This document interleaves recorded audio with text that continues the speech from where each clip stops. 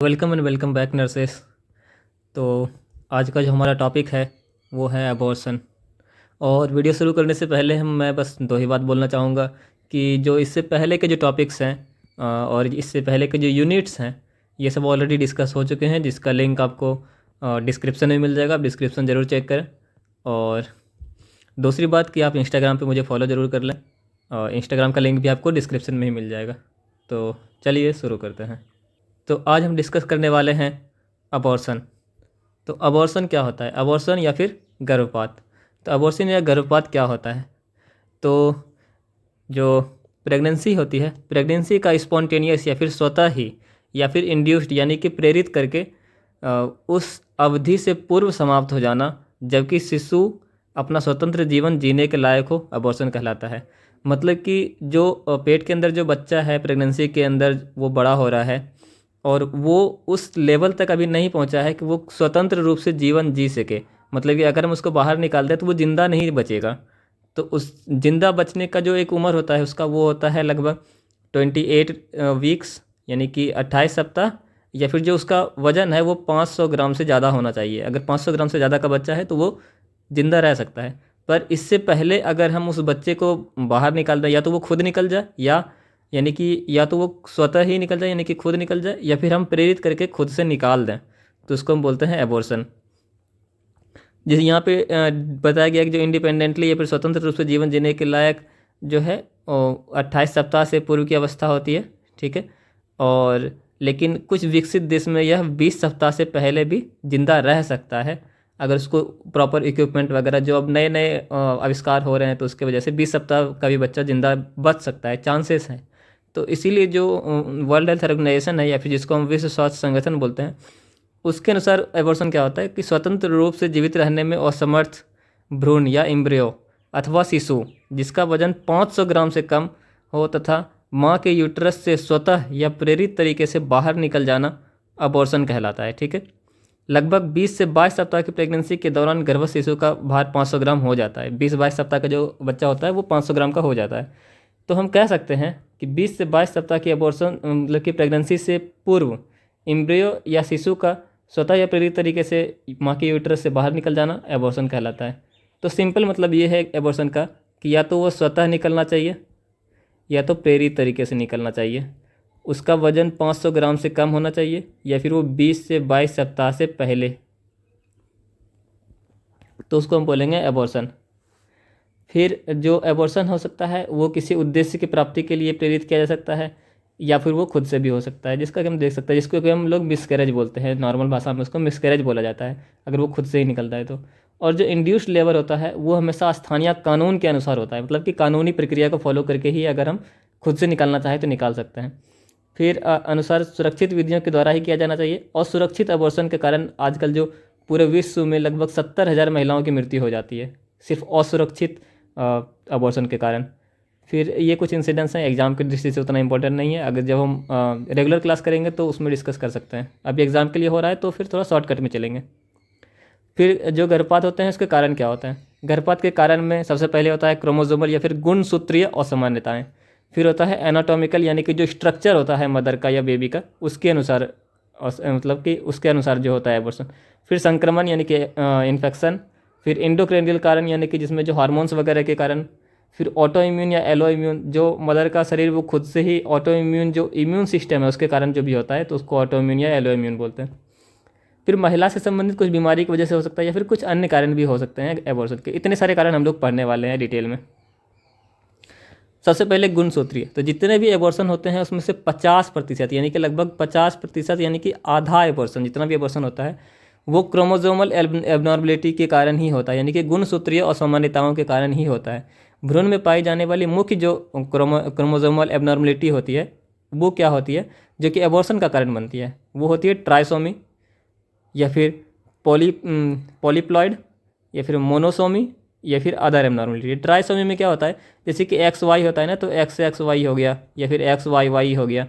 तो यानी कि जो 2 पेयर होते हैं उसमें से 3 पेयर हो जाता है, इसको बोलते हैं ट्राइसोमी। और इसी से आप समझ सकते हैं कि जो मोनोसोमी होता है वो होता है कि एक्स वाई है तो एक्स वाई ना होके एक्स ही सिर्फ हो जाए या फिर वाई ही सिर्फ हो जाए, तो इस वजह से।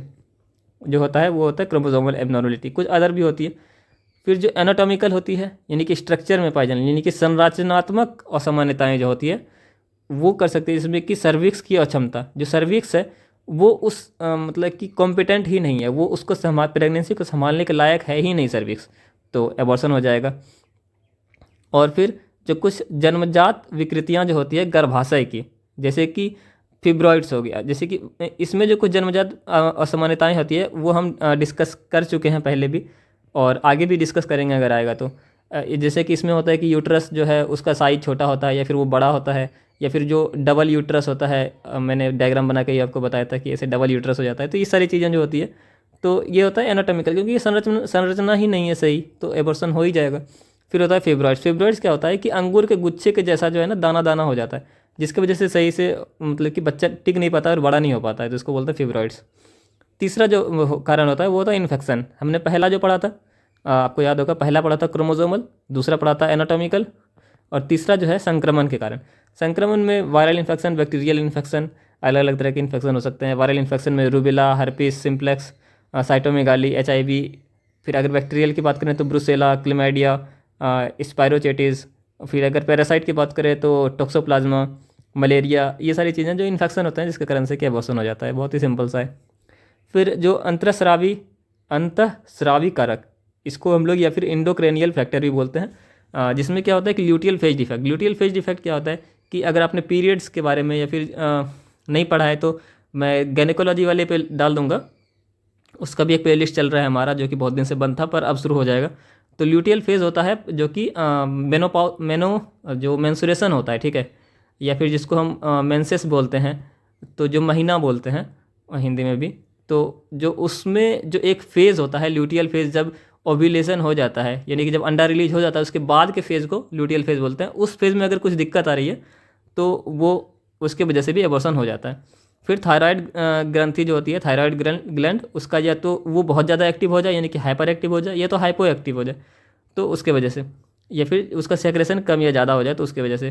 फिर कॉर्पस लुटियम है, उसके द्वारा अगर प्रोजेस्टेरोन कम स्रावन होगा तो उसके वजह से भी हो जाएगा। प्रोजेस्टेरोन जहाँ भी आए ना आप उसको ध्यान में रख लेना, प्रोजेस्टेरोन मतलब प्रेगनेंसी।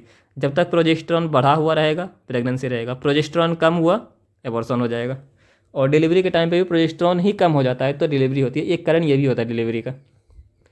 फिर जो ऑटोइम्यून या फिर एलोइम्यून, ऑटोइम्यून मतलब कि जो मदर का शरीर है यानी कि मदर की जो इम्यूनिटी है वो उसके खुद के जो सेल्स होते हैं ना उसको खाने लगता है, उसको ख़त्म करने लगता है, तो उसको बोलते हैं ऑटो इम्यून। मतलब कि जो मदर का शरीर है वो मदर के ही शरीर को ख़त्म करने लगता है, शरीर के सेल्स को, इसको बोलते हैं ऑटो इम्यून। यानी कि शरीर में स्वयं के टिश्यू के विरुद्ध ही एंटीबॉडी का निर्माण होने लगता है, तो ये हो गया ऑटो इम्यून। एलो इम्यून क्या होता है कि ये ना मदर का शरीर जो है वो जो फॉरेन बॉडी है यानी कि जो बच्चा डेवलप हो रहा है, ठीक है, बेबी जो डेवलप हो रहा है उसको खाने लगता है, उसको पहचानता ही नहीं है कि हमको इसको नहीं खाना है। वो पहचानने का जो मैकेनिज़्म होता है ना वो होता है एक HLA नाम का ये एंटीजन, ह्यूमन ल्यूकोसाइट एंटीजन बोलते हैं। ये क्या करता है, ये पहचान करके बताता है कि ये बच्चा जो है ना इसको खाना नहीं है, इसको बड़ा करना है, ये हमारे लिए हार्मफुल नहीं है। ये अगर इसको पहचान नहीं पाता है, ठीक है, सही से, इसको ना HLA को मान लीजिए एक सिक्योरिटी गार्ड की तरह, सिक्योरिटी गार्ड जो है ना वो बताता है कि हाँ ये सही है, ये सही आदमी है, इसको बड़ा होने दो, मारना नहीं है। पर अगर वो नहीं पहचान पाता है उसके द्वारा वो रिजेक्ट कर देता है, HLA मान लो कि बच्चा को रिजेक्ट कर दिया पहचानने से, तो क्या होता है कि माँ का जो इम्यून सिस्टम है वो फीटल को रिजेक्ट करके और उसको एबॉर्शन करवा देता है, यानी कि या तो उसको मार देगा या तो एबॉर्शन करवा देगा। इसको बोलते हैं एलो इम्यून। तो ऑटो इम्यून एलो इम्यून में अंदर क्या है, मदर का शरीर जो है, माँ का शरीर अगर माँ के शरीर को ही खाने लगे, माँ के शरीर के टिश्यू को, उसके लिए एंटीजन बना दे, एंटीबॉडी, तो वो हो जाएगा ऑटो इम्यून, ठीक है। पर अगर माँ का शरीर जो है वो बच्चे के शरीर को खाने लगे, उसको मारने लगे, तो उसको बोलते हैं एलो इम्यून, ठीक है। तो ये अंतर समझ लीजिएगा। फिर जो कुछ जो है माँ के शरीर से संबंधित बीमारियाँ, जैसे में क्या बीमारियाँ हो सकती है माँ का शरीर से संबंधित, डायबिटीज़ मिलेटस, अगर माता को डायबिटीज़ है, या फिर हार्ट से रिलेटेड प्रॉब्लम है, या फिर नेफ्राइटिस है, क्रोनिक नेफ्राइटिस मतलब कि किडनी से रिलेटेड दिक्कत है, या फिर कुपोषित है महिला, या फिर एनीमिया है, उसके अंदर ब्लड की कमी है, तो इस सब चीज़ों में भी अबॉर्शन हो जाएगा। कुछ अलग कारण की अगर बात करें तो जैसे माता है बहुत ज़्यादा स्मोकिंग करती है, महिला बहुत ज़्यादा अल्कोहल लेती है, एज बहुत ज़्यादा है महिला की, या फिर एक्सरे के दौरान बार बार उसका आमना सामना हो रहा है, या फिर उसको एंटी नियोप्लास्टिक दवाई का बहुत ज़्यादा उपयोग कर रही है, या फिर एनेस्थेटिक गैस वगैरह, या फिर लेड, आर्सेनिक, इन सब का जो है ना पॉइजन हो गया है, तो इन सब की वजह से भी एबॉर्शन हो जाता है। इतने जो कारण थे, ये नॉर्मल कारण थे। फिर हम अलग अलग तरह के एबॉर्शन के बारे में डिस्कस करेंगे, कौन कौन से तरह के एबॉर्शन होते हैं। ठीक है, अगर एग्ज़ाम में आता है सारे एबॉर्शन के बारे में लिखने के लिए, तो सबका डेफिनेशन लिख के एक साथ कारण वगैरह आप लिख सकते हैं। और अगर किसी अलग अलग करके एबॉर्शन आता है कि हाँ, आपको इनकम्प्लीट एबॉर्शन के बारे में ज़्यादातर जो पूछा जाता है वो थ्रेटेंड या फिर संभावित जो गर्भपात होता है ना, उसके बारे में पूछा जाता है, तो उसको अच्छे से पढ़ लीजिएगा। तो उसके बारे में ज़्यादा डिटेल पूछता है, अलग अलग पूछे तो अलग अलग बताना है, पर मैं यहाँ पे अलग अलग ही बताऊँगा आपको। तो सबसे पहले अपूर्ण, नाम से ही है कि पूरी तरह से गर्भपात नहीं हुआ है, मतलब कि कुछ उत्पाद, जो कुछ चीज़ें तो है वो यूट्रस से बाहर निकल गया है, लेकिन कुछ चीज़ यूट्रस के अंदर ही रह गया है, उसको बोलते हैं अपूर्ण गर्भपात। फिर जिसका जो क्लिनिकल मैनिफेस्टेशन होता है वो क्या होता है कि जो महिला के वेजाइना से फ्लैसी मांस निकलने की, मतलब कि मांस की तरह निकलने की वो बात बताती है कि जो वेजाइना से है मांस की तरह निकल रहा था, की हिस्ट्री रहती है। इसके बाद योनि मार्ग से ब्लीडिंग बना हुआ रहता है, क्योंकि पूरा तो हुआ नहीं है अभी एबॉर्शन, तो वो ब्लीडिंग बना हुआ ही रहता है। और जो पेट के निचला भाग में ऐंठन युक्त दर्द, इसको कि कॉल्की पेन बोलते हैं, तो वो दर्द बना हुआ रहता है। ब्लीडिंग के कारण महिला में शॉक के लक्षण भी दिखने लगता है, यानी कि उसको हाइपोटेंशन होने लगता है, उसका ब्लड बीपी गिरने लगता है, टैकीकार्डिया हो जाता है, यानी कि उसका हार्ट रेट बढ़ जाता है, रेस्टलेसनेस, बेचैनी लगने लगती है। तो ये सारी चीज़ें होती है। फिर हम उसको एग्जामिनेशन कैसे करते हैं, यानी कि उसका परीक्षण कैसे करते हैं, तो जो उसका सर्विक्स होता है ना वो पूरी तरह से बंद रहता है, इसमें एक उंगली प्रविष्ट कराई जा सकती है, मतलब कि एक उंगली सर्विक्स के अंदर डाला जा सकता है। फिर यूट्रस का आकार जो एमेनोरिया वाली तुलना होती है, एमेनोरिया के टाइम पे जितना आकार रहना चाहिए यूट्रस का, उससे तुलना में छोटा रहता है। ये नॉर्मली पूरे ही एबॉर्शन में रहता है, तो इसका आपको कुछ अलग से नहीं है। फिर कॉम्प्लिकेशन की बात करते हैं, तो अगर ये जो है प्रोडक्ट बाहर नहीं निकला, प्रोजेक्ट ऑफ कॉन्सेप्शन, यानी कि जो प्रेगनेंसी हुआ था, तो जो भी प्रोडक्ट अंदर में बना था, तो वो सारी चीज़ें अगर बाहर नहीं निकली तो उससे क्या हो सकता है, सेप्सिस हो सकता है, यानी कि जो इन्फेक्शन हो सकता है। ठीक है, फिर जो बहुत ज़्यादा ब्लीडिंग हो सकती है, क्योंकि उसको बाहर निकालने के लिए ब्लीडिंग होगी। फिर हो जाता है प्लेसेंटल पॉलिप हो सकता है। प्लेसेंटल पॉलिप मतलब कि जो गुच्छे गुच्छे टाइप के बन सकते हैं, या फिर वहाँ पे दिक्कत हो सकता है प्लेसेंटा में। फिर अगर हम इसको मैनेजमेंट करें, ये तो कॉम्प्लिकेशन हमने पढ़ा कि इससे क्या क्या दिक्कत हो सकती है। मैनेजमेंट की अगर बात करें, तो अगर ब्लीडिंग बहुत ज़्यादा है तो ऐसी स्थिति में जो सिंटोमेट्रिन 1 मिलीलीटर, या फिर जो आर्गोमेट्रिन 0.5 mg जो है वो IM देना चाहिए। ठीक है, जिससे अगर ब्लीडिंग फिर भी कंटिन्यू बनी रहती है, इसके देने के बाद भी अगर ब्लीडिंग नहीं रुकता है, तो 5-10 मिनट के बाद इसको रिपीट किया जा सकता है। ठीक है, नॉर्मली इसका ज़रूरत पड़ता नहीं है। तो ये दवाई आपको याद रख लेना है, कौन कौन सी दवाई है, सिंटोमेट्रिन और आर्गोमेट्रिन। सिंटोमेट्रिन 1 ml और आर्गोमेट्रिन 0.5 mg, दोनों में से कोई एक दे सकते हैं। फिर अगर हम दूसरा बात करें इसके मैनेजमेंट की, तो वेजाना से निकले जो सेक्रेशन होता है उसको डॉक्टर के परीक्षण के लिए संभाल कर रखना चाहिए। जो भी बाहर निकला है उसको एग्जामिनेशन के लिए उसको डॉक्टर मतलब कि अब डॉक्टर उसको चेक करेंगे कि वो क्या चीज़ है, तो उसके लिए संभाल के रखना है। फिर जिसको पेन मैनेजमेंट के लिए पैथिडीन दिया जा सकता है। ब्लीडिंग के कारण महिला को अगर शॉक की स्थिति है तो IV फ्लूइड शुरू कर देंगे, और ब्लड ट्रांसफ्यूजन की अगर ज़रूरत है तो ब्लड ट्रांसफ्यूजन कर देंगे। फिर होता है इसका एक्टिव मैनेजमेंट, ये हम लोगों ने पढ़ लिया था मैनेजमेंट। इसका एक्टिव मैनेजमेंट कुछ होता है। एक्टिव मैनेजमेंट अगर जो है ना पहला ट्राइमेस्टर, यानी कि पहला, दूसरा या तीसरा 3 महीने के अंदर अगर ऐसा हो रहा है, यानी कि 12 सप्ताह से कम है उसका उम्र प्रेगनेंसी का, तो जनरल एनेस्थीसिया लगाकर dilatation and evacuation DND procedure होता है, उसके द्वारा यूट्रस को खाली कर दिया जाता है, यानी कि जो भी प्रोडक्ट अंदर है उसको बाहर निकाल दिया जाता है।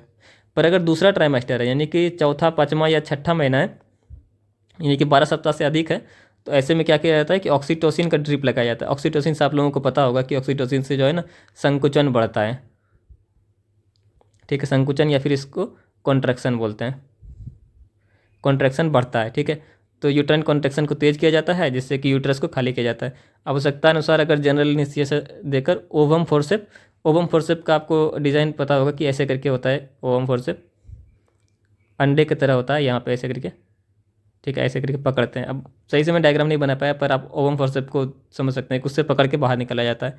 ये फिर जो ब्लंट क्यूरेट का मतलब होता है खुरेदना, खुरेद के ब्लंट क्यूरेट से यूट्रस को खाली कर दिया जाता है। जो भी चीज़ अंदर है उसको बाहर निकाल दिया जाता है, और जो भी बाहर निकला है उसको हिस्टोलॉजिकल परीक्षण के लिए भेज दिया जाता है। फिर होता है, ये तो हो गया अपूर्ण कि अगर पूरी तरह से नहीं निकला है। अगर पूरी तरह से निकल चुका है, पूर्ण गर्भपात है, तो उसमें क्या होता है कि सब कुछ जो है, जितना भी चीज़ें होती है सब पूरी तरह से बाहर निकल जाता है। क्या क्या निकलता है ये भी आपको पता चल जाएगा, जैसे कि ट्रोफोब्लास्ट, कोरियोनिक विलाई, यॉर्क सेक, भ्रूण, लेट प्रेगनेंसी के दौरान जो है अगर गर्भस्थ शिशु का नाभि नाल, प्लेसेंटा, एमनियोटिक द्रव, एमनियोटिक झिल्लियाँ, ये सारी चीज़ें जो है बनती है जब प्रेगनेंसी शुरू होता है, तो ये सारी चीज़ें बाहर निकल जाती है। फिर होता है क्लिनिकल मैनिफेस्टेशन, हमको कैसे देख के पता चलेगा, तो जो फ्लैसी मास निकलने के बारे में बताएगी, लेकिन इसके बाद ब्लीडिंग बंद हो जाती है क्योंकि ये पूरी तरह से हो चुका है गर्भपात। फिर सिर्फ धब्बे के रूप में दिखाई देगा ब्लीडिंग, पेट दर्द खत्म हो जाता है, सर्विक्स बंद रहता है, यूट्रस का आकार एमेनोरिया की तुलना में कम होता है, पहले भी बताया था। फिर यूट्रस का जो है इन्वोल्यूशन हो जाता है, मतलब कि यूट्रस का जो पहले साइज होना चाहिए उसी साइज में वापस आ जाता है, ठीक है। तो इन्वोल्यूशन का मतलब वही होता है कि जो प्रेगनेंसी के टाइम पे यूट्रस बढ़ता है, पर प्रेगनेंसी खत्म होती है तो वापस अपने शेप में आ जाता है। तो अगर वो अपने शेप में आ चुका है तो मतलब पूरी तरह से अबॉर्शन हो चुका है। फिर इसका मैनेजमेंट की बात करें तो अगर डाउटफुल कोई केस है तो अल्ट्रासाउंड वगैरह करवा के देख लेंगे कि हाँ अंदर कुछ है कि नहीं है, और अगर कुछ है तो खुरच कर, यानी कि जो यूट्राइन क्यूरेट का यूज करके बाहर निकाल लेंगे। ब्लड लॉस देखेंगे, अगर बहुत ज़्यादा ब्लड लॉस हो गया है तो आईवी फ्लूइड यानी तो ब्लड ट्रांसफ्यूजन करवा देंगे। अगर उसका जो नेगेटिव एंटी डी इम्यूनोग्लोबिन लगा देते हैं कि अगर जो महिला है वो RH निगेटिव है, यानी कि उसका जो ब्लड ग्रुप हुआ है वो निगेटिव में है, तो उसको एंटी डी इम्यूनोग्लोबिन लगा देते हैं ताकि जो नेक्स्ट उसका बच्चा होगा ना वो सही से डेवलप हो, उसमें ऐसा कोई कंपेटिबिलिटी इशू ना आए। फिर होता है संभावित गर्भपात, ये बहुत ही ज़्यादा इंपॉर्टेंट है, इसको आपको बहुत ही ध्यान से पढ़ना है। जो थ्रेटेंड एबॉर्शन या फिर संभावित गर्भपात होता है ना, इसको अलग से भी पूछ लेते हैं कि इसके बारे में बताइए। फिर यह एबॉर्शन का वह प्रकार है जिसमें कि एबॉर्शन शुरू तो हो गया है, प्रारंभ तो हो चुका है, परंतु उस स्थिति में नहीं पहुंचा है जहाँ पे कि प्रेगनेंसी को जारी रखना असंभव हो। मतलब कि अगर हम कोशिश करें तो प्रेगनेंसी को हम बचा सकते हैं, ठीक है, यानी कि बच्चा जो है वो प्रेगनेंसी कंटिन्यू हो सकता है, मदर का बच्चा को बचाया जा सकता है। तो इसीलिए उसको संभावित गर्भपात बोलते हैं कि संभावना है कि गर्भपात तो हो जाएगा, पर यह भी संभावना है कि हम उसको बचा लेंगे। फिर होता है इसका क्लिनिकल मैनिफेस्टेशन। क्लिनिकल मैनिफेस्टेशन में हम लोग क्या क्या देखते हैं कि जो योनि के द्वारा रक्तस्राव होता है कि इस तरह का, लेकिन जो ब्लीडिंग होता है ना वो सामान्यतः कम सेंटी होता है, मतलब कि महक इसका जो है ना थोड़ा कम रहता है, और ये चमकीले कलर का रंग बाहर निकलता है। मतलब चमकीले कलर का निकल रहा है, मतलब कि जो है अभी वो शुरू ही हुआ है। अगर ब्लीडिंग बहुत लंबे टाइम तक होता है या फिर, तो उसमें क्या होता है ना कि वो थोड़ा डार्क कलर का होता है, पर चमकीले कलर का निकल रहा है मतलब कि अभी रिसेंट का ही है, तो हम उसको रोक भी सकते हैं। फिर सामान्यतः जो रक्तस्राव है वो खुद ही रुक जाता है बहुत बार, पर बहुत बार हमें दवाई देने की ज़रूरत होती है। दर्द के कारण, दर्द के लिए क्या करेंगे, तो सामान्यतः ब्लीडिंग जो है वो दर्द रहित होती है, यानी कि पेनलेस ब्लीडिंग होता है। लेकिन कभी कभी जो निचले भाग में कॉल्की या पीठ में हल्का दर्द हो सकता है। कॉल्की मतलब कि क्या होता है, वो मतलब कि ऐंठन वाला दर्द, कॉल्की पेन बोलते हैं। फिर पेशेंट की जो जनरल कंडीशन है वो होता है नॉर्मल होता है, बच्चा भी जीवित रहता है। डायग्नोसिस में होता है क्या, रूटीन ब्लड टेस्ट या फिर यूरिन इन्वेस्टिगेशन करेंगे। फिर अल्ट्रासाउंड, सीरम प्रोजेस्टेरॉन स्तर, यानी कि अगर सीरम प्रोजेस्टेरॉन 25 mg/ml से अधिक है तो गर्भस्थ शिशु के जीवित होने को इंगित करता है, क्योंकि HCG से ही हम लोग पता करते हैं ना, सॉरी प्रोजेस्टेरॉन से। प्रोजेस्टेरॉन है बढ़ा हुआ, मतलब कि बच्चा भी जीवित होगा क्योंकि प्रेगनेंसी कंटिन्यू है। फिर सीरम HCG का लेवल चेक करेंगे कि HCG का लेवल तो ठीक है ना। फिर VDRL का टेस्ट करेंगे, ये सब नॉर्मल टेस्ट वगैरह है। फिर जो पॉसिबल है आउटकम वो क्या हो सकता है कि अधिकांश केसेस में रोगी के असामान्य चिन्ह एवं लक्षण स्वयं ही स्वतः ही समाप्त हो जाते हैं तथा प्रेगनेंसी सामान्य रूप से जारी रहता है। बहुत सारे केस में नॉर्मल खुद ही रुक जाता है। यदि ब्लीडिंग कंटिन्यू बनी रहती है तो इसके साथ दर्द युक्त जो है वो पेनफुल यूट्राइन कॉन्ट्रैक्शन भी शुरू हो जाए तो यह गर्भपात अपरिहार्य यानी कि इनएविटेबल एबॉर्शन हो जाता है। इसके बारे में हम पढ़ेंगे। इनएविटेबल मतलब कि इसको रोका नहीं जा सकता। यदि यूट्रस में गर्भस्थ शिशु की मृत्यु हो जाए तो यह लीन गर्भपात यानी कि मिस्ड एबॉर्शन हो जाता है। इसके बारे में भी हम लोग डिटेल में पढ़ेंगे मिस्ड एबॉर्शन क्या होता है। तो पहला पॉसिबल जो आउटकम है वो क्या हो सकता है कि वो सब खुद ही ठीक हो जाए। दूसरा हो सकता है कि वो इनएविटेबल बन जाए, या फिर तीसरा हो सकता है कि वो मिस्ड हो जाए। तो इसका मैनेजमेंट की अगर हम बात करें तो ब्लीडिंग होने के दौरान महिला को बिस्तर पर लेटे रहने की सलाह दी जाती है, यानी कि बेड रेस्ट की सलाह दी जाती है। जब तक ब्लीडिंग रुक नहीं जाए महिला को बिस्तर से नहीं उठना चाहिए। उसको साइकोलॉजिकल सपोर्ट देते हैं, उसको जो है वल्वल पैड लगाते हैं, और जो योनि मार्ग से जो भी निकल रहा है, डिस्चार्ज निकल रहा है, उसको निरीक्षण करते हैं, चेक करते हैं। मिडवाइफ या डॉक्टर की अनुपस्थिति में मरीज एवं उसके परिजनों को वल्वा पर लगे हुए पैड तथा योनि मार्ग के निष्कासनों को निरीक्षण हेतु संभाल कर रखने के लिए कहना चाहिए। जब अगर कोई डॉक्टर या मिडवाइफ नहीं है तो उसके परिजन जो होते हैं, जो फैमिली मेम्बर होते हैं, उसको समझाया जाता है कि जो भी पैड पे आ रहा है ना, उसको फेंकना नहीं है, उसको एग्जामिनेशन के लिए रहने देना है। फिर मरीज के दर्द के निवारण हेतु नींद लेने के लिए जो है फिनोबार्बिटोन या अथवा जो डाइजापैम, ये नींद लाने वाली दवाइयाँ होती है। फिनोबार्बिटोन या फिर जो डाइजापैम होती है ना, ये नींद वाली दवाइयाँ होती है, सीडेटिव टाइप की। फिर अगर गर्भपात के सभी केसेस में RH नेगेटिव महिला को एंटी डी इम्यूनोग्लोबिन दिया जाता है। ये जितना भी एबॉर्शन का टाइप है, अगर उसमें RH नेगेटिव वाली महिला है, उसका मतलब कि ब्लड ग्रुप नेगेटिव है, तो एंटी डी इम्यूनोग्लोबिन दिया जाता है ताकि उसका जो नेक्स्ट बच्चा होगा ना, वो उसमें ऐसी कोई दिक्कत ना आए। फिर एडवाइस ऑन डिस्चार्ज के टाइम पे क्या एडवाइस दिया जाता है कि महिला को आराम करना है, 2 से 3 सप्ताह तक भारी जो है काम नहीं करना है, अपने दैनिक काम को आराम से करना है। छुट्टी के बाद 2-3 हफ्ता तक महिला को जो है ना संभोग से यानी कि सेक्स से दूर रहना है। और सामान्य स्थिति रहने पर महिला को 1 महीने बाद पुनः दिखाने की सलाह दी जाती है। यदि बीच में पुनः समस्या उत्पन्न हो तो महिला को तुरंत बिस्तर पर लेट जाना है और डॉक्टर को इन्फॉर्म करना है। तो ये सारी चीज़ें डिस्चार्ज के टाइम पे हम समझा देते हैं। फिर जो हमने यहाँ पे पढ़ा था इनेविटेबल एबॉर्शन और मिस्ड एबॉर्शन, इसके बारे में पढ़ेंगे। इनेविटेबल क्या होता है? ऐसा एबॉर्शन जो कि गर्भावस्था को जारी रखना संभव नहीं होता है। जैसे कि आपने अगर कोई मार्वल फ़ैन है तो उसको पता होगा कि मार्वल में थानोस बोलता है कि आई एम इनएविटेबल, तभी आयरन मैन डायलॉग मारता है कि आई एम आयरन मैन। तो जिसने अगर मार्वल का मूवी देखा है तो उसको समझ में आ गया होगा मैं किसकी बात कर रहा हूँ। फिर अगर इसके क्लिनिकल मैनिफेस्टेशन की बात करें तो यानी कि जो इनएविटेबल का मतलब ये होता है कि मुझे कोई रोक नहीं सकता। तो उसी तरह ये एबॉर्शन अगर इनएविटेबल है तो मतलब इसको रोका नहीं जा सकता, ये एबॉर्शन होकर ही रहेगा। फिर इसके क्लिनिकल मैनिफेस्टेशन की बात करें तो योनि से बहुत ज़्यादा ब्लड निकलता है, ठीक है, एक्सेसिव वेजाइनल ब्लीडिंग, दर्द युक्त संकुचन होने लगता है, कॉन्ट्रैक्शन होने लगा मतलब कि वो हो ही जाएगा एबॉर्शन के। कॉन्ट्रैक्शन शुरू होता है तो उसको रोकना फिर मुश्किल हो जाता है। और इसमें फिर कॉल की पेन यानी कि ऐंठन वाला दर्द, फिर ब्लीडिंग के साथ महिला में शॉक की स्थिति उत्पन्न हो सकती है क्योंकि ब्लीडिंग बहुत ज़्यादा हो रहा है। फिर इंटरनल एग्जामिनेशन में क्या करते हैं कि सर्विक्स का आंतरिक ओएस जो है वो डायलेटेड रहता है, यानी कि वो विस्तृत यानी कि फैल जाता है, ठीक है। जैसे कि जब आपने डिलीवरी वाला पढ़ा होगा चैप्टर, मैंने फर्स्ट स्टेज ऑफ डिलीवरी जब पढ़ाया था तो उसमें बताया था कि वो फैल जाता है, तो वो भी इसमें भी फैल जाता है। यूट्रस का आकार जो है एमनोरी की तुलना में छोटा हो जाता है, छोटा हो सकता है, एमनोरी की तुलना में छोटा ही रहता है। फिर मैनेजमेंट, यदि ब्लीडिंग अधिक है तो ऐसी स्थिति में अर्गोमेट्रिन 0.5 mg या फिर मिथार्जिन 0.2 mg देना चाहिए अगर ब्लीडिंग ज़्यादा है तो। फिर वेजाना से निकले डिस्चार्ज को डॉक्टरी परीक्षण के लिए रखना चाहिए। RH नेगेटिव महिला को एंटी डी इम्यूनोग्लोबिन, पेन निवारण के लिए पैथिडीन, और महिला में शॉक का लक्षण दिखाई दे तो IV फ्लूइड या फिर ब्लड ट्रांसफ्यूजन, ये तो सब में सेम ही है। फिर एक्टिव मैनेजमेंट, अगर फर्स्ट ट्राइमेस्टर में हो रहा है यानी कि 12 सप्ताह से कम है तो D&E करेंगे और यूट्रस को खाली कर दिया जाएगा। इस प्रक्रिया के दौरान पहले सर्विक्स को डायलेट किया जाता है, उसके बाद ओवम फोर्सेप की सहायता से फर्टिलाइजेशन के उत्पाद को बाहर निकाला जाता है, कि यानी कि ओवम फोर्सेप की सहायता से उसको बाहर निकाल देंगे। तो सबसे पहले सर्विक्स को डायलेट किया जाता है, तो डायलेशन हो गया, सर्विक्स को डायलेट कर दिया, तो फिर इवैक्यूएशन हो गया जब इसको यूट्रस से फर्टिलाइजेशन प्रोजेक्ट को बाहर निकाल देंगे फोर्सेप की मदद से। अब एक ब्लंट क्यूरेट की सहायता से यूट्राइन कैविटी को खुरचा जाता है। यह प्रक्रिया जनरल एनेस्थीसिया लगाकर की जाती है। इसके अलावा प्रक्रिया के दौरान IV मिथार्जिन का उपयोग भी किया जाता है। मिथार्जिन हम लोग को बताया था वो दर्द के लिए होता है, और यूट्रस को खुरचने के बाद इसे इवैक्यूएट कर दिया जाता है। इसीलिए इस प्रोसेस का नाम डायलेटेशन एंड इवैक्यूएशन होता है। और इस एक्टिव मैनेजमेंट में हमने ये भी पढ़ लिया कि डायलेटेशन एंड इवैक्यूएशन क्या होता है। ये प्रोसेस, ये क्वेश्चन भी कभी कभी 2-3 नंबर में पूछ लेता है कि डायलेटेशन एंड इवैक्यूएशन को समझाइए। तो आपको समझा देना है कि सबसे पहले डायलेट करेंगे सर्विस को, उसके बाद ओवम फोर्सेप की सहायता से बाहर निकालेंगे, फिर ब्लंट क्यूरेट की सहायता से जो गर्भाशयी गुहा होता है या फिर यूट्राइन कैविटी होता है उसको खुरचते हैं। ये सब जनरल एनेस्थीसिया के अंदर होता है। इसके दौरान जो है IV मिथार्जिन भी लगा देते हैं कि दर्द ना हो, और यूट्रस को खुरचने के बाद इसको इवैक्यूएट कर दिया जाता है।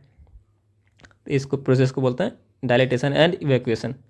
फिर अगर दूसरा ट्राइमेस्टर चल रहा है यानी कि चौथा से छठा महीना चल रहा है, तो इस सप्ताह यानी कि 12 सप्ताह के बाद हो रहा है ये सब चीज़ें, तो यूट्रस के सब उत्पाद या प्लेसेंटा को बाहर निकालने के लिए ऑक्सीटोसिन ड्रिप लगाकर नॉर्मल डिलीवरी की तरह इसको करवा दिया जाता है। तो किसी को निष्कासन हो जाए तो प्लेसेंटा अंदर ही रह जाए तो इसको ओवम फोर्सेप के द्वारा बाहर निकालते हैं। प्लेसेंटा अगर अलग नहीं हो रहा है तो जनरल एनेस्थीसिया लगाकर उंगली द्वारा पृथक्करण करते हैं, तत्पश्चात यूट्रस को रिक्त करते हैं। फिर ये तो हमारा पूरा कंप्लीट हो गया। अब हम देखेंगे हमारा नेक्स्ट वो है लीन गर्भपात। अगर हिंदी में नहीं समझ में आ रहा है तो इंग्लिश में अच्छे से समझ में आएगा कि ये मिस्ड एबॉर्शन। मिस्ड मतलब कि एबॉर्शन हो गया है पर हमें पता ही नहीं चला कि एबॉर्शन हो गया है, तो यानी कि मिस हो गया। जैसे कि कॉल करते हैं कोई तो मिस कॉल हो गया, मतलब कि कॉल आया हमें पता ही नहीं चला कब कॉल आया, तो उसी तरह से ये होता है मिस्ड एबॉर्शन। फिर एबॉर्शन का वह प्रकार जिसमें कि गर्भस्थ शिशु फीटस की मृत्यु हो जाती है परंतु यह यूट्रस से बाहर नहीं निकलता, लीन गर्भपात कहलाता है। ठीक है, फिर अब हम देखते हैं इसके बारे में और दूसरी चीज़ें। इस प्रकार के एबॉर्शन के दौरान शिशु की मृत्यु के बाद यूट्रस में ही रुका जाता है, यानी कि जो बच्चा है वो मर चुका है पर यूट्रस में ही रहता है। इसको मिस्ड एबॉर्शन कहते हैं या फिर साइलेंट मिसकैरेज भी बोलते हैं, क्योंकि साइलेंटली मिसकैरेज हो गया है तो साइलेंट मिसकैरेज हो गया। फिर इसका क्लिनिकल लक्षण में क्या होता है कि शुरुआत में जो है वो थ्रेटन्ड एबॉर्शन के लक्षण होते हैं, उसके बाद में समाप्त हो जाता है। मतलब कि पहले तो लगता है कि ठीक है प्रेगनेंसी बच जाएगा, लेकिन फिर बाद में समाप्त हो जाता है। फिर भेजाने से भूरे रंग का यानी कि ब्राउन कलर का रक्त निकलता है। लेकिन हमें पढ़ा था कि जो थ्रेटन्ड होता है इसमें से जो शाइनी टाइप का, मतलब कि लाइट रेड टाइप का जो है ब्लड निकलता है, पर इसमें ब्राउन कलर का निकलता है। फिर दर्द जो है वो अनुपस्थित रहता है और प्रेगनेंसी के चिन्ह समाप्त होने लगते हैं, जैसे कि यूट्रस के आकार में जो वृद्धि होना चाहिए, यानी कि पेट जब बढ़ना चाहिए, यूट्रस बढ़ता है तो पेट भी बाहर निकलता है, तो वो नहीं होने लगता है। इसके कारण प्रेगनेंसी की अवधि की तुलना में छोटा रहता है। फिर अल्ट्रासाउंड करते हैं तो फीटल हार्ट साउंड को सुनना चाहिए पर ये सुनाई देता नहीं है। डॉपलर कार्डियोस्कोप द्वारा FHS यानी कि फीटल हार्ट साउंड यानी कि बच्चे का जो दिल का धड़कन होता है वो सुनाई नहीं देता है। फिर प्रेगनेंसी टेस्ट निगेटिव आता है। ब्रेस्ट के आकार में भी कमी आ जाता है, ये नरम हो जाते हैं, जबकि हमने पढ़ा था कि प्रेगनेंसी के दौरान क्या होता है कि उसका साइज बढ़ जाता है ब्रेस्ट का और ये मतलब कि थोड़ा भरा भरा सा फील होता है, पर इसमें नरम हो जाता है और छोटा हो जाता है। फिर यूट्रस भी सॉफ्ट होने के बजाय हार्ड हो जाता है। फिर महिला का जो वज़न है वो बढ़ना बंद हो जाता है। फिर अल्ट्रासाउंड के द्वारा देखते हैं तो जो बच्चा है उसके हलचल नहीं दिखाई देता है। तो ये सारी चीज़ें हैं जिसको देख के हमें पता चल जाता है कि बच्चा मर चुका है। फिर इसके कॉम्प्लिकेशन की बात करें तो बहुत दिन तक अंदर ही रहेगा, बच्चा मरा हुआ है और अंदर रहेगा तो फिर उसमें संक्रमण हो सकता है। फिर जो है ब्लड कोगुलेशन डिसऑर्डर हो सकता है, इसमें कि मृत शिशु के यूट्रस में 4 सप्ताह से अधिक समय के लिए रह जाता है तो महिला में डिसर्मिनेटिव इंट्रावास्कुलर कोगुलोपैथी यानी कि DIC की समस्या हो जाती है। फिर प्लेसेंटा का यूट्रस में रह जाना रिटेंड प्लेसेंटा कहलाता है।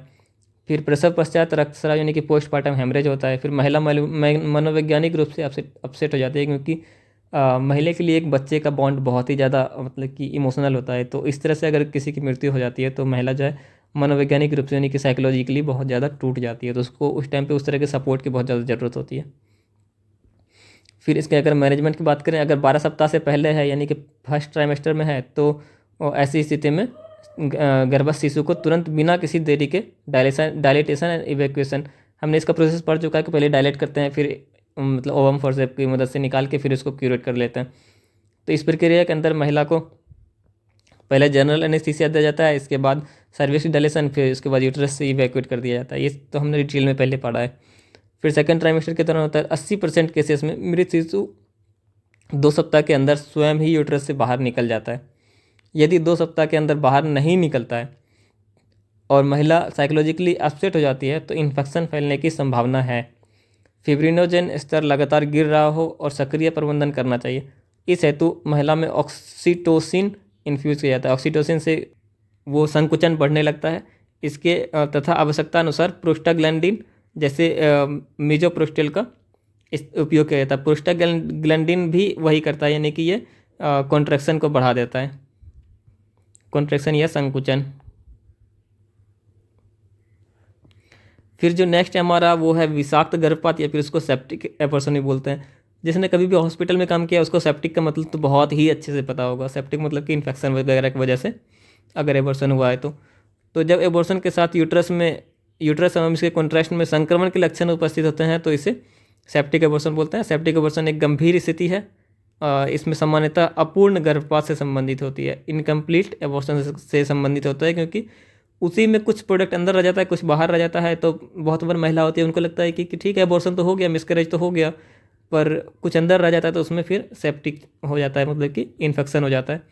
यह प्राय उन स्थितियों में देखा जाता है जब गर्भपात अनुचित एवं आपराधिक तौर पर करवाया जाता है। इसमें क्या होता है, बहुत बार क्या होता है ना, महिला को अगर प्रेगनेंसी ख़त्म करवाना है तो वो लीगल वे से नहीं जाके कहीं ऐसे जगह पे चले जाती है जहाँ पे कि जिसके पास की एक्सपीरियंस नहीं है और उसके पास नॉलेज नहीं है, तो वो क्या करता है ना, सही से कर नहीं पाता है एबॉर्शन, तो फिर सेप्टिक हो जाता है।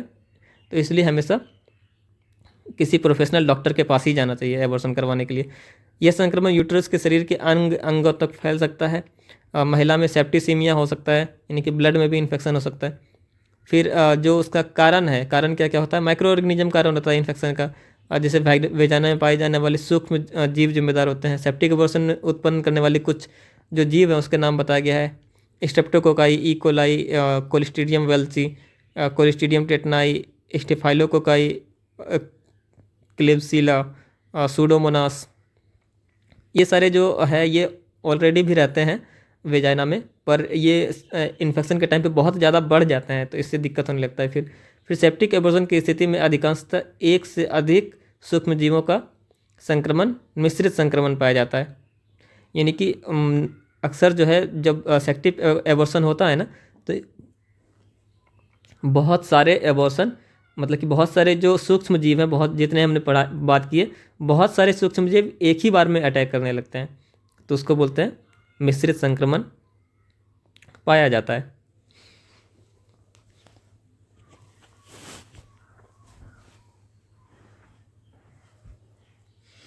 फिर होता है इसका रिस्क फैक्टर, देखना है कि इसका रिस्क फैक्टर क्या होता है।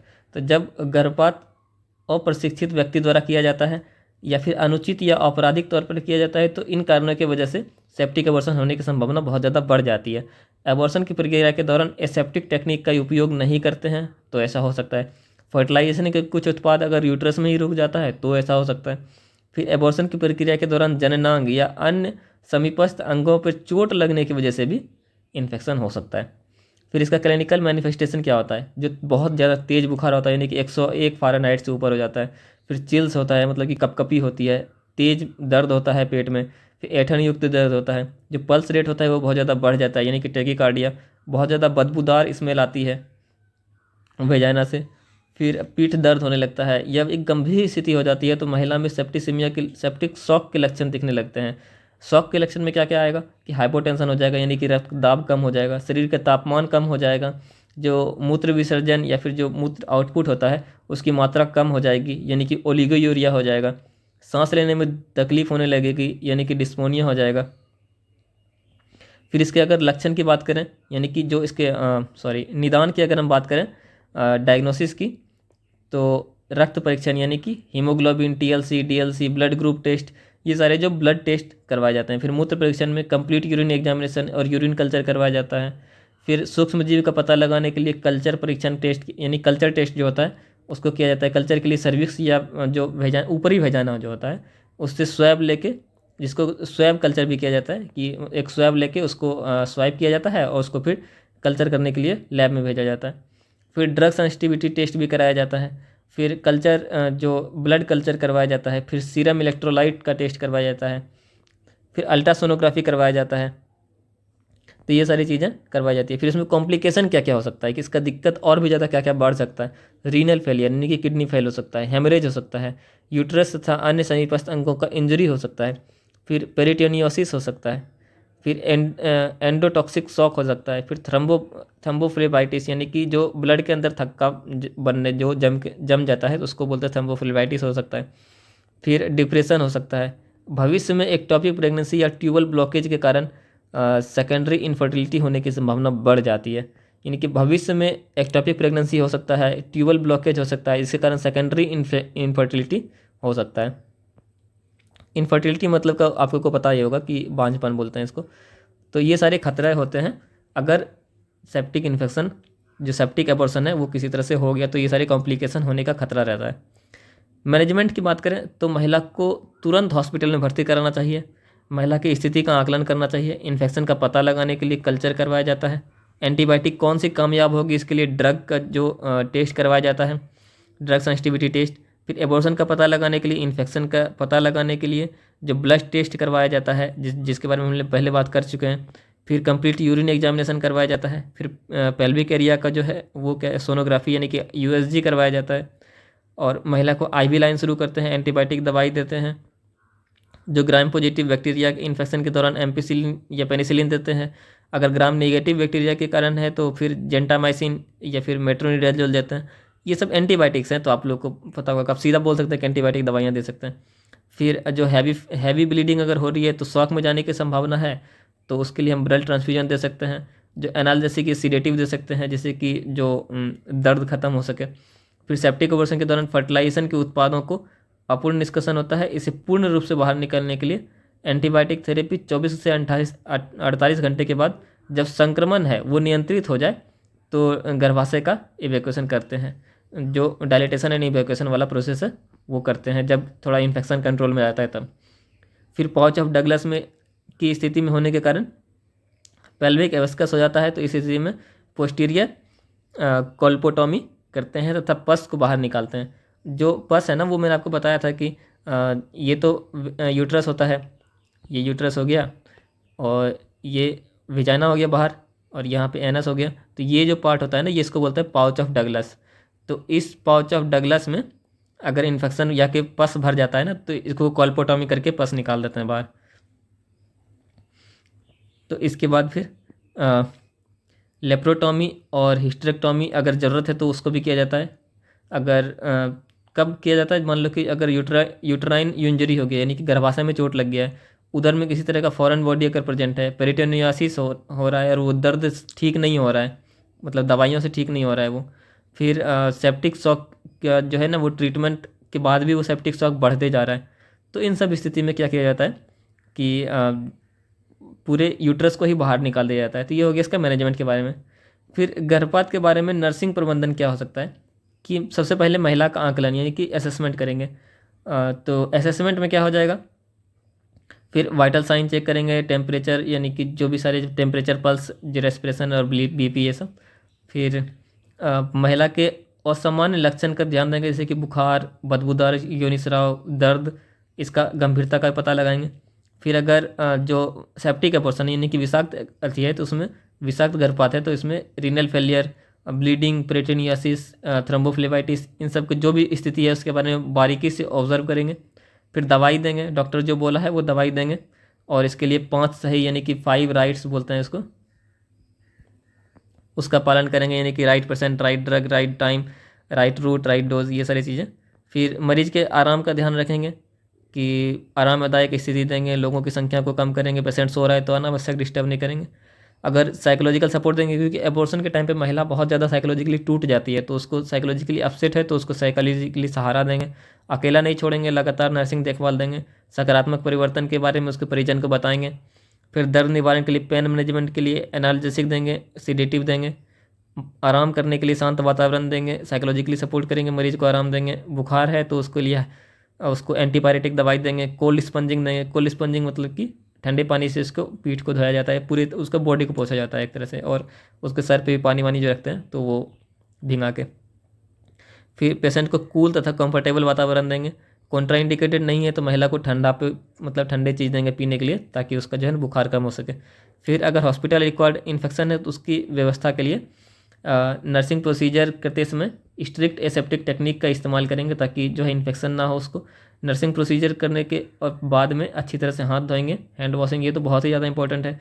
फिर उपयोग में लिए जाने वाले सभी उपकरण स्टेरलाइज यानी कि विसंक्रमित होना चाहिए, इसका ध्यान रखेंगे। जो भी एंटीबायोटिक दिया जा रहा है मरीज को डॉक्टर के द्वारा, उसको देंगे सही टाइम पे। फिर डायलिटेशन एंड इवैक्यूएशन के लिए तैयारी करेंगे। 24 से 48 घंटे बाद जब इन्फेक्शन खत्म हो जाएगा या कम हो जाएगा तो फिर डायलिटेशन एंड इवैक्यूएशन के लिए तैयार करेंगे। और सारी प्रक्रिया के दौरान डॉक्टर को असिस्ट करना है, मतलब कि डॉक्टर का साथ देना है।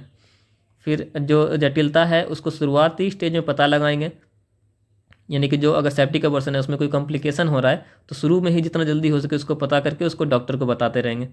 फिर अगर रिकरेंट मिसकैरेज है, यानी कि बार बार गर्भपात हो रहा है किसी को, तो प्रेगनेंसी की 20 सप्ताह की अवधि से पूर्व अगर 3 या 80 से अधिक बार लगातार गर्भपात हो जाए, इस स्थिति को रिकरेंट मिसकैरेज या फिर हैबिचुअल एबॉर्शन बोलते हैं। यानी कि एक तरह से हैबिट में आ गया एबॉर्शन, या फिर रिकरेंट मतलब कि बहुत बार लगातार हो रहा है, तो यानी कि 20 सप्ताह की अवधि से पहले जो निकलता है उसी को एबॉर्शन बोलते हैं। और ये 2 या 3 बार लगातार हो गया तो उसको हम बोलेंगे बार बार गर्भपात होना या फिर रिकरेंट मिसकैरेज। इसका कारण क्या हो सकता है? एनाटॉमिकल एबनॉर्मलिटी, यानी कि शरीर का संरचना है वो सही नहीं है। 10 से 15 केसेस 15% केसेस में, यानी कि 100 में 10-15 केसेस में लगभग ऐसा रहता है। और इसका कारण क्या हो सकते हैं? कॉन्जेनाइटल या फिर जन्मजात सर्वाइकल विकार, या तो गर्भाशय में कुछ दिक्कत है या फिर सर्विक्स में कोई दिक्कत है। फिर अर्जित गर्भाशयी विकार, यानी कि एक्वायर्ड, जैसे कि फिब्रॉइड्स हो गया, यानी कि अंगूर के गुच्छे जैसा अगर बन गया। इंडोमेट्रोइटिस, जो अंदर वाला लेयर है यूट्रस का उस पर इन्फेक्शन हो गया। इंट्रायूटराइन एडेशन, तो ऐसा हो गया मतलब बहुत ज़्यादा एडेशन, मतलब कि वो टाइट हो जाता है इंट्रायूटराइन जो ट्रैक्ट होता है उसमें, तो इससे एडेशन नहीं होगा तो सही से बच्चा वो नहीं होगा, सही से इम्प्लांट नहीं हो पाएगा, चल नहीं पाएगा जहाँ उसको पहुँचना चाहिए, तो इससे वजह से हो जाता है। फिर एक्वायर्ड जो है सर्वाइकल डिसऑर्डर, सर्वाइकल मतलब कि जैसे कि सर्वाइकल इनकम्पिटेंस, जो सर्विक्स है वो कंपेटेबल ही नहीं है बच्चे को पालने के लिए। फिर क्रोमोसोमल एबनॉर्मलिटी, इसके बारे में तो पता ही है कि जो गुणसूत्रीय असमानताएं होते हैं ये बहुत प्रमुख कारण है रिकरेंट मिसकैरेज में।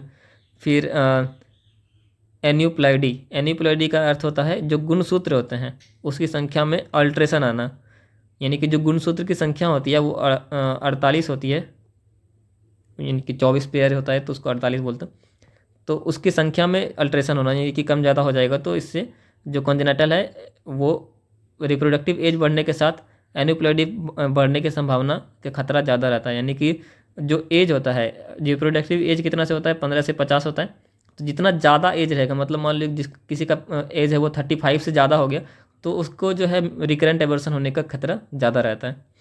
फिर इंडोक्राइनल डिसऑर्डर, इंडोक्राइनल डिसऑर्डर क्या होता है? जैसे कि हाइपोथायरॉयडिज्म, कि थायराइड ग्लैंड है वो कम सेक्रेट कर रहा है। फिर uncontrolled diabetes mellitus, diabetes mellitus बहुत ज़्यादा हो गया है। पॉलीसिस्टिक ओवेरियन सिंड्रोम, यानी कि PCOS, पॉलीसिस्टिक ओवेरियन सिंड्रोम, तो इसके वजह से। फिर प्रोजेस्टेरॉन है वो बहुत कम है तो इसके वजह से भी बार बार एबॉर्शन होता है। फिर थ्रोम्बोफ्लेविया, फिर इन्फेक्शन के अंदर क्या हो जाएगा? ट्रोक्सोप्लाज्मोसिस, रूबेला, हमने पहले भी डिस्कस किया है इन्फेक्शन कौन कौन सा हो सकता है।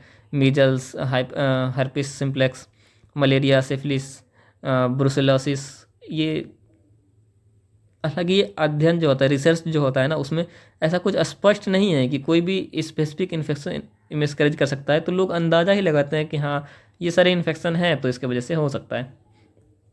फिर ऑटो इम्यून या एलो इम्यून जो होता है। फिर ल्यूटियल फेज डिफेक्ट, अन्य कारण में स्मोकिंग, एनेस्थीसिया, अल्कोहल या फिर लेड, आर्सेनिक, इन सब का जो होता है पॉइजनिंग हो जाता है इसके वजह से। फिर इन्वेस्टिगेशन क्या क्या होता है जिससे पता चलता है कि रिकरेंट मिसकैरेज है? तो इसके लिए इन्वेस्टिगेशन में वही होगा, ब्लड टेस्ट होगा, कंप्लीट यूरिन एग्जामिनेशन होगा, डायबिटीज़ का पता लगाने के लिए शुगर टेस्ट करेंगे, पति पत्नी का ABO और RH ग्रुपिंग, ताकि जो पता चल सके कहीं RH ग्रुप की वजह से तो नहीं हो रहा है। RH ग्रुप मतलब ब्लड का पॉजिटिव या नेगेटिव, ABO मतलब कि ABSO कौन सा ग्रुप है। फिर टॉर्च का परीक्षण करेंगे, यानी टोक्सोप्लाज्मोसिस, रूबेला, साइटोमेगाली, हर्पिस सिम्प्लेक्स, ये सारी चीज़ें। फिर सिफिलिस का पता लगाने के लिए VDRL टेस्ट करेंगे, थायराइड फंक्शन टेस्ट होगा, अल्ट्रासोनोग्राफी होगा। फिर हिस्टोरोसाल्पिंगोग्राफी, हिस्टो यानी हिस्टरो का मतलब होता है यूट्रस, और साल्पिंगो मतलब होता है फैलोपियन ट्यूब, और ग्राफी मतलब होता है स्टडी, मतलब कि देखते हैं कि यूट्रस और फैलोपियन ट्यूब है वो सही से जो वो है उसमें पता लगाता है। जैसे कि गर्भाशय, फैलोपियन ट्यूब और सर्विक्स के विकारों का पता लगाने के लिए क्या किया जाता है? हिस्टेरोसाल्पिंगोग्राफी। फिर पति पत्नी का गुणसूत्रीय परीक्षण, इसका जो क्रोमोसोमल जो है टेस्ट किया जाता है। फिर थ्रोम्बोफ्लेविया के लिए ब्लड टेस्ट किया जाता है। फिर ट्रीटमेंट की बात करें, इसके ट्रीटमेंट में क्या क्या करते हैं? तो मरीज और उसके पति को साइकोलॉजिकल सपोर्ट देते हैं, कपल की एंजाइटी को दूर करने के लिए समझाते हैं कि अगर 3 बार एबॉर्शन हो जाने के बावजूद भी वो माता पिता बन सकते हैं, ऐसा नहीं है कि 3 बार कंटिन्यू हो गया तो फिर वो बन ही नहीं सकते। फिर रिकरेंट मैरिज के उपचार के दौरान मुख्य रूप से इसके कारण के पहचान का उपचार किया जाता है। फिर गर्भधारण से पूर्व जो है उसको साइकोलॉजिकल सपोर्ट दिया जाता है, क्रोमोसोमल एबनॉर्मलिटी है उसको ठीक किया जाता है। फिर अनकंट्रोल डायबिटीज़ है तो उसको भी ठीक किया जाता है, पॉलीसिस्टिक ओवेरियन सिंड्रोम है तो उसके लिए ल्यूटिनाइजिंग हार्मोन के हाइपोसेक्रेशन के रोकने के लिए जीएनआरएच थेरेपी, मतलब जो भी कारण है ना, पहले जो हमें पता चला है कि ये कारण हो सकता है, उसके अनुसार से हम लोग पहले से ही उपचार करेंगे। अगर जनरल नाल में कोई इन्फेक्शन है तो एंटीबायोटिक देंगे। अगर मेडिकल कंडीशन है कोई, जैसे कि हार्ट डिजीज़ है या फिर हीमोग्लोबिन ओपेथिस है, जो भी बीमारी है उसको कपल को प्रेगनेंसी से दूर रहने की सलाह दी जाती है जब तक इसका उपचार नहीं हो जाता। जो भी कोई भी अगर मेडिकल कंडीशन है तो पहले बोलते हैं कि पहले आप ठीक हो जाओ फिर प्रेगनेंसी कंसीव करना। स्मोकिंग नहीं करने के लिए, अल्कोहल छोड़ने के लिए बोला जाता है। फिर गर्भावस्था के दौरान जो है उसको क्या क्या किया जाता है, उसको एंजाइटी और स्ट्रेस से दूर रहने के लिए बोला जाता है। जो भी असामान्य स्थिति है उसका पता लगाते हैं और उसके इसके लिए इन्वेस्टिगेशन करते हैं, जैसे कि यूएसजी वगैरह। फिर महिला को नियमित रूप से एंटीनेटल क्लिनिक जाने के लिए सलाह दिया जाता है। कोई भी असामान्य स्थिति दिखता है तुरंत डॉक्टर को दिखाने के लिए बोला जाता है। यानी कि पूरा उसको अच्छे से ध्यान रखा जाता है, जो कैलोरी है कितना खाती है, कितना प्रोटीन खाती है, विटामिन खाती है, इन सबको प्रॉपर मतलब कि बैलेंस डाइट दिया जाता है। ऑब्जर्वेशन में रखा जाता है, आराम करने के लिए बोला जाता है, भारी चीज़ें नहीं उठाने के लिए बोला जाता है। फिर प्रेगनेंसी के दौरान संभोग करने तथा यात्रा करने से बचने के लिए बोला जाता है। पोषक आहार लेने के लिए, धूम्रपान से दूर रहने के लिए, जो नॉर्मल चीज़ें हैं वही सारी चीज़ें बताई जाती है। एनेस्थेटिक गैसेस से दूर रहने के लिए, ल्यूटियल फेज में डिफेक्ट से अगर पीड़ित है तो उसके कॉर्पस लूटियम द्वारा प्रोजेस्टेरॉन की सेक्रेशन तो कम नहीं हो रहा है, या फिर अगर कम हो रहा है तो उसको प्रोजेस्टेरॉन थेरेपी देते हैं। फिर एससीजी थेरेपी देते हैं, जो भी मतलब कि ज़रूरी होता है वो सारी थेरेपीज वगैरह दी जाती है। फिर क्रोमोसोम की वजह से अगर कोई दिक्कत हो रही है तो एमनियोसेंटेसिस या फिर क्रोनियक वीलस सैंपल लेके उसका जो एंटीनेटल स्टेज के दौरान ही डायग्नोसिस कर लेते हैं कि क्या क्या दिक्कत है। मतलब कि अगर जो बच्चा जन्म हो रहा है, जो बच्चा अंदर बढ़ रहा है, उसमें अगर क्रोमोसोम से रिलेटेड है, यानी कि गुणसूत्र से रिलेटेड अगर कोई दिक्कत है तो उसको पहले ही एमनियोसेंटेसिस वगैरह से पता कर लिया जाता है। फिर अगर थ्रोम्बोफोबिया है तो रिकरेंट अवर्सन होने के लिए तो एंटी थ्रोम्बोटिक थेरेपी देते हैं, जिसमें कि जो थ्रोम्बोसिस है, यानी कि जो थक्के थक्के जो बन जाते हैं वो टूट जाएं, यानी कि जैसे कि हीपरिन देते हैं, जैसे कि जिसको खून पतला करने की दवाई भी बोलते हैं तो वो देते हैं। फिर एलो इम्यून या फिर ऑटो इम्यून जो भी, उसके लिए इम्यूनोग्लोबिन दिया जाता है। सर्विक्स इनकम्पिटेंस के लिए सर्कुलेज जो ऑपरेशन किया जाता है। तो ये सारी चीज़ें। फिर इसके बाद हम लोग देखेंगे इंड्यूस्ड एबॉर्शन। इंड्यूस्ड एबॉर्शन को देखने के बाद हम लोग का ये चैप्टर लगभग ख़त्म पे ही है, पर काफ़ी बड़ा हो गया है, तो हम लोग इंड्यूस्ड एबॉर्शन को कल देखेंगे। आज हम लोग यहीं पर रहते हैं और यहाँ पे इसको ख़त्म करते हैं, यानी कि जो हमारा रिकरेंट एबॉर्शन है, रिकरेंट मिसकैरेज या रिकरेंट एबॉर्शन, यहाँ तक हमारा आज कंप्लीट हो गया है। बाकी का वीडियो जो है वो नेक्स्ट उसमें आएगा। यहाँ तक देखने के लिए बहुत बहुत धन्यवाद। और अगर आपको ये एफर्ट अच्छा लगता है, बीमारी जो आपको मैं बताता हूँ वो अच्छा लगता है, एग्ज़ाम में आपका हेल्प होगा, तो आप इसको शेयर भी कर सकते हैं और चैनल को सब्सक्राइब भी कर सकते हैं। धन्यवाद।